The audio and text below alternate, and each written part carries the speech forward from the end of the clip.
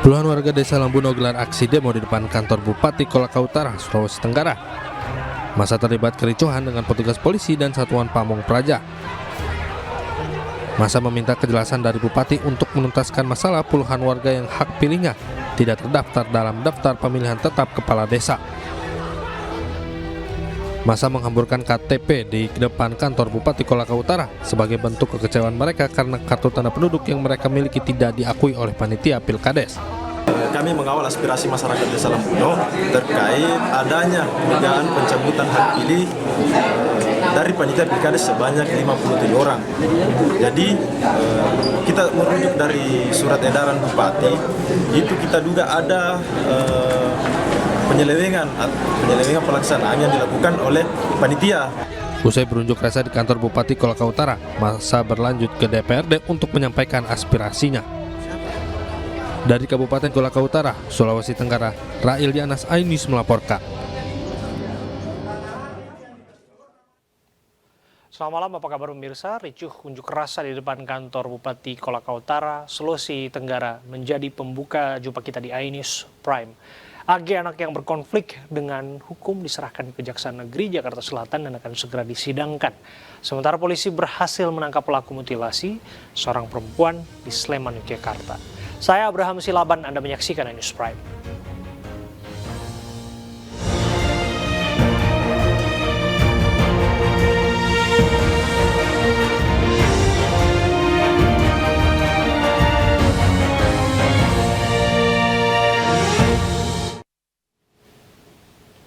Pemirsa, puluhan unit mobil damkar dikerahkan guna memadamkan api yang membakar gudang sembako di kawasan Jakarta Timur Selasa siang.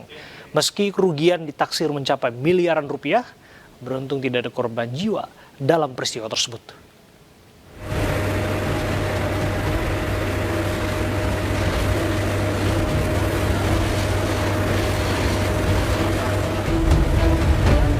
Api yang membakar gudang logistik dan gudang beras di kawasan Pasar Induk Cipinang, Jatinegara telah berhasil dipadamkan. Setelah lebih dari 2 jam, petugas damkar Jakarta Timur berjibaku memadamkan api dengan menerjunkan 21 unit mobil pemadam serta mobil foam dan ratusan personil. Banyaknya bahan yang mudah terbakar dan lokasi gudang yang berdempetan membuat api sangat cepat meluas ke gudang yang berada di sebelahnya.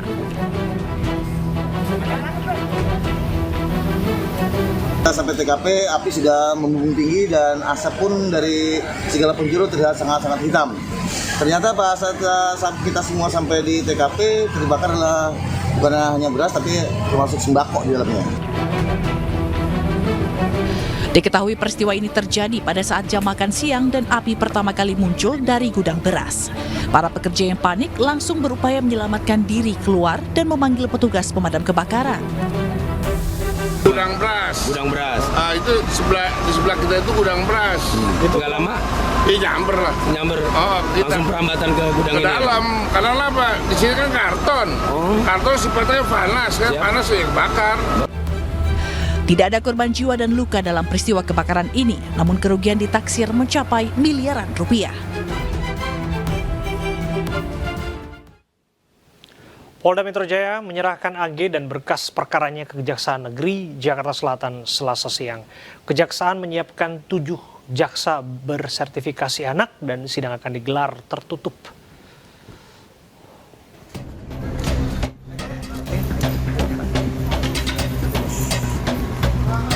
Setelah berkas perkara lengkap atau P21, Polda Metro Jaya menyerahkan remaja yang berkonflik dengan hukum AG ke Kejaksaan Negeri Jakarta Selatan Selasa siang. Selain melimpahkan AG, penyidik juga melimpahkan berkas perkara kasus penganiayaan David Ozora. Dengan pelimpahan ini, AG resmi menjadi tahanan kejaksaan dan akan segera melimpahkan perkara yang menjerat AG ke Pengadilan Negeri Jakarta Selatan. Anak berkonflik dengan hukum, yaitu AG, itu sudah dinyatakan lengkap oleh JPU berkasnya, dan hari ini dilaksanakan penyerahan yang bersangkutan bersama barang buktinya kepada JPU. Mulai hari ini kami menerima yang bersangkutan sebagai anak yang berkonflik dengan hukum, dan kami mempersiapkan atau menyempurnakan surat dakwaan, dan tidak lama lagi kami akan melimpahkan ke perkara ini ke Pengadilan Negeri Jakarta Selatan. Nantinya sidang kasus yang menjerat AG akan dilakukan tertutup. Kejaksaan menyiapkan 7 orang yang bersertifikasi sebagai jaksa anak dalam kasus tersebut. Sebelumnya, Polda Metro Jaya telah menahan AG, teman wanita Mario Dandi Satrio, di ruang khusus Lembaga Penyelenggaraan Kesejahteraan Sosial atau LPKS selama 7 hari. Pemirsa, kondisi David Ozora, korban penganiayaan Mario Dandi, perlahan mulai membaik. David kini tengah berjuang memulihkan ingatan atau kesadaran, serta merespon rangsangan. Video kondisi David Ozora saat dijenguk oleh istri Menteri Agama, Eni Yakut, dibagikan oleh ayahnya, Jonathan Latumahina, di akun media sosialnya. Di video ini, David tengah berjuang mengembalikan ingatannya melalui pendengaran, meskipun respon matanya belum begitu baik. Saat ini David berjuang untuk kesadaran kognitif. David juga tengah mencoba mendengar dan memahami perintah sederhana. Jonathan juga mengatakan ada trauma yang sangat dalam pada sistem syarafnya yang berpotensi rusak permanen. Lagi kayaknya.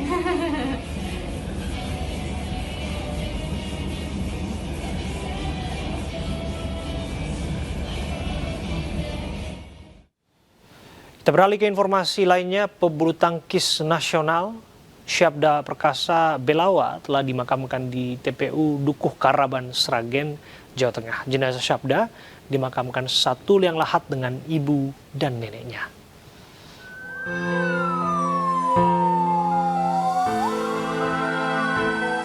Duka mendalam mengiringi pemakaman atlet muda bulu tangkis nasional Syabda Perkasa Belawa dan ibundanya Anik Sulistiowati di TPU Dukuh Karaban, Kecamatan Mondokan, Sragen, Jawa Tengah, Senin malam.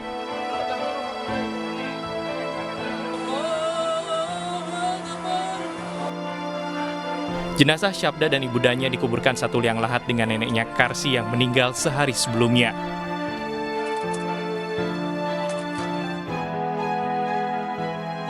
Atlet muda bulu tangkis nasional Syabda Perkasa Belawa dan ibundanya Anik Sulistiowati meninggal dunia dalam kecelakaan lalu lintas di Jalan Tol Pemalang Batang arah Semarang. Sementara ayah Syabda, Muanis, dan kedua saudaranya luka berat dan kini masih dirawat di rumah sakit. Syabda Perkasa Belawa adalah salah satu skuad Indonesia di Thomas Cup 2022 sektor tunggal putra bersama Antoni Sinisuka Ginting. Sejumlah prestasi pernah diraih pemuda 21 tahun itu, antara lain 3 turnamen BWF International Challenge Series dan Lithuanian International.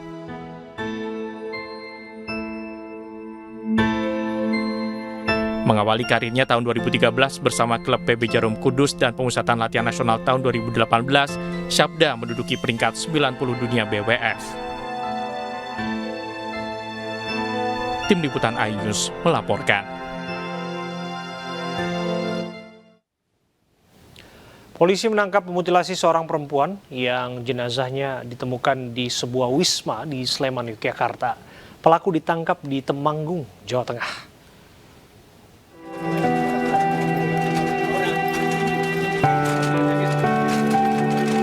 Jenazah korban mutilasi Ayu Indraswari dimakamkan di Permakaman Umum Karangkunti, Mergangsan, Yogyakarta. Diiringi doa, peti jenazah korban diturunkan ke liang lahat yang menjadi tempat peristirahatan abadi korban. Orang tua korban sebelumnya bertemu dengan anaknya sehari sebelum dikabarkan meninggal dunia. Korban berangkat kerja menggunakan sepeda motor, namun sore harinya ponsel korban sudah tidak dapat dihubungi. Sempat cerita ada masalah atau diancam teror gitu? Enggak ya Pak. Itu ada gandeng canangnya mungkin sama mantannya dulu kalau perasaan saya. Dendam. Kemungkinan itu. Mantannya dendam sama baik. Saya karena jujur. Mantan suami. Iya.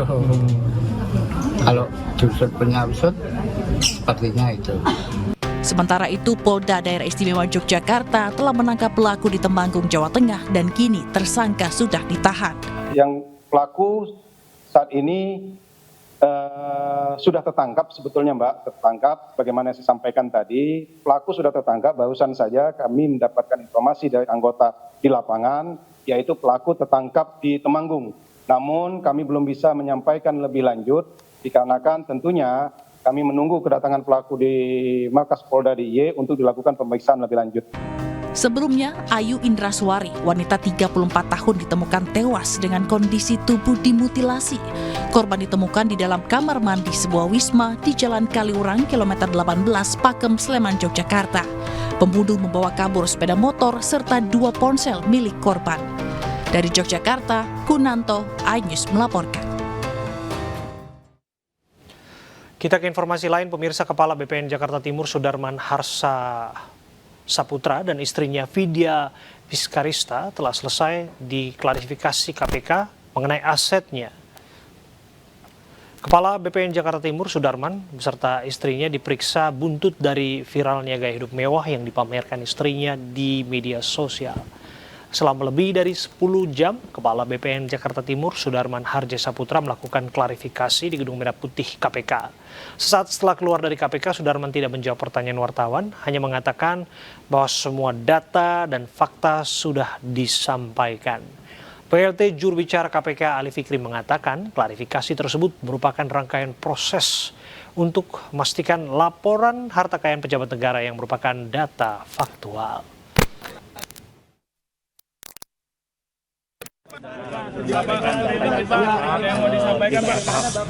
Semua data dan fakta sudah saya sampaikan ke tim KPK dan saya ucapkan terima kasih, mereka sudah bekerja profesional baik itu Dirjen dan BPN. Sebelumnya juga sudah dilakukan pemeriksaan secara faktual ke lapangan oleh tim dari LHKPN KPK.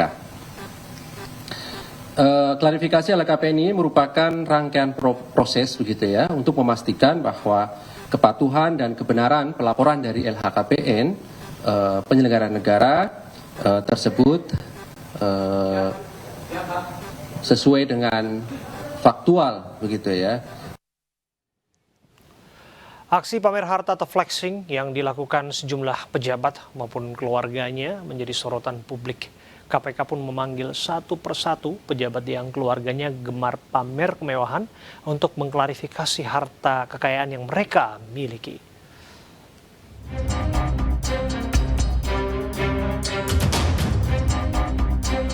Pamer harta atau flexing yang dilakukan sejumlah pejabat maupun keluarganya menjadi sorotan di media sosial.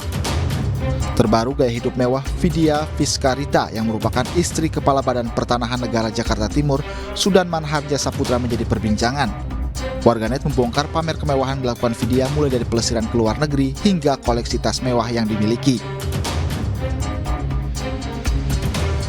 Esa Rahman Syah Abdar, istri pejabat Kemensetnek yang gemar flexing atau memamerkan harta kekayaan di media sosial juga tak luput dari perhatian warganet.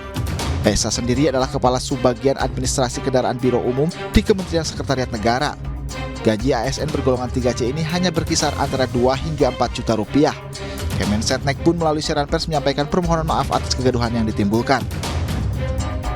Tidak hanya pejabat Kemensetnek, istri Brigjen Endar Priantoro, Direktur Penyelidikan Komisi Pemberantasan Korupsi yang giat melakukan pemeriksaan justru terpantau gemar memamerkan gaya hidup mewah. Melalui video yang dibagikan di TikTok, terungkap kekayaan yang dimiliki salah satu pejabat lembaga rasuah tersebut. Hingga kini, Dewan Pengawas KPK dan pihak kepolisian masih mengklarifikasi LHKPN milik Endar. Aksi pamer harta kekayaan juga dilakukan oleh istri Sekretaris Daerah Provinsi Riau, SF Haryanto. Dalam foto-foto yang beredar di media sosial terungkap kekayaan milik keluarga ini, bahkan dari foto tersebut Haryanto sekeluarga terpantau sering berlibur ke luar negeri. Namun, Sekda dan keluarga membantah memiliki hidup mewah, bahkan ia mengaku barang-barang dipamerkan adalah palsu. Aksi pamer kekayaan juga dilakukan oleh anak Kepala Bea Cukai Makassar Andi Pramono. Anak Andi kedapatan belanja pakaian yang mencapai puluhan juta rupiah dan ditunjukkan di media sosial. Kementerian Keuangan dan KPK akhirnya memanggil Andi untuk diperiksa terkait pemilikan harta tak wajar yang mencapai 13 miliar rupiah. Pemerintah pun telah mengingatkan pejabat negara untuk tidak pamer harta kekayaan. Hal ini untuk mencegah timbulnya keresahan di masyarakat, pasalnya gaji pejabat berasal dari pajak yang dibayarkan masyarakat. Tim Liputan iNews melaporkan. Komisi 3 DPR RI menggelar rapat dengan PPATK soal dugaan adanya transaksi mencurigakan 349 triliun rupiah di Kementerian Keuangan. PPATK pun telah menganalisis serta melaporkan kasus tersebut ke pihak berwenang.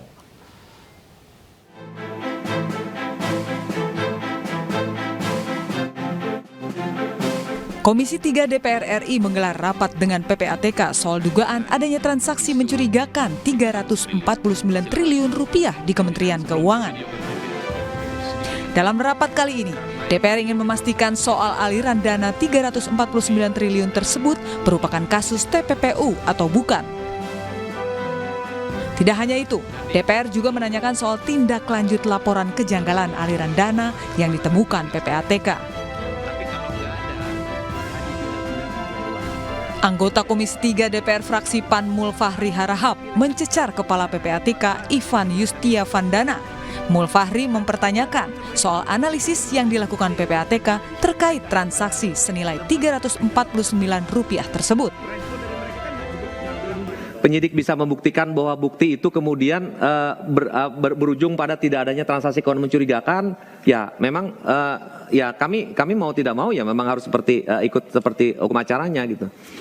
Tadi kan saya udah bilang ya, tidak ada satupun lembaga di Republik ini yang punya kompetensi, yang punya kewenangan untuk mengatakan bahwa telah terjadi tindak pidana pencucian uang. PPATK undang-undang mengatakan seperti itu. Anda memiliki legalitas untuk menyatakan bahwa telah terjadi kejahatan itu.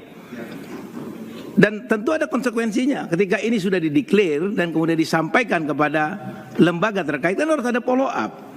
Respon dari mereka kan nggak cukup cuma bilang, wah ini tidak bisa dibuktikan, nggak bisa begitu. Kalau itu yang mereka sampaikan kemudian Anda mengamini, berarti pekerjaan Anda nggak valid. Iya. Berarti semua analisis yang dilakukan oleh PPATK terkait kesimpulan telah terjadi pencucian uang itu tidak valid, tidak bisa dijadikan rujukan. Karena Anda tidak challenge respon yang disampaikan oleh lembaga atau kementerian di mana tindak pidana asal itu terjadi. Logikanya kan seperti itu. Sementara Ketua PPATK Ivan Yustiavandana mengungkapkan transaksi tersebut benar merupakan tindak pencucian uang dan pihak PPATK pun telah menganalisis serta melaporkan kasus tersebut ke pihak berwenang.